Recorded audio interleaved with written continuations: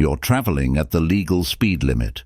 What should you do if the vehicle behind approaches quickly, flashing its headlights? A. Accelerate to make a gap behind you. B. Touch the brakes sharply to show your brake lights. C. Maintain your speed to prevent the vehicle from overtaking. D. Allow the vehicle to overtake.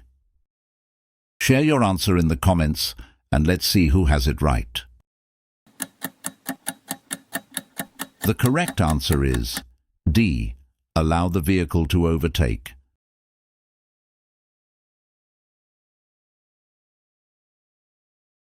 Don't enforce the speed limit by blocking another vehicle's progress. This will only cause frustration. Allow the other vehicle to pass when you can do so safely. If you're looking to ace your theory test, don't miss our books and other video lessons.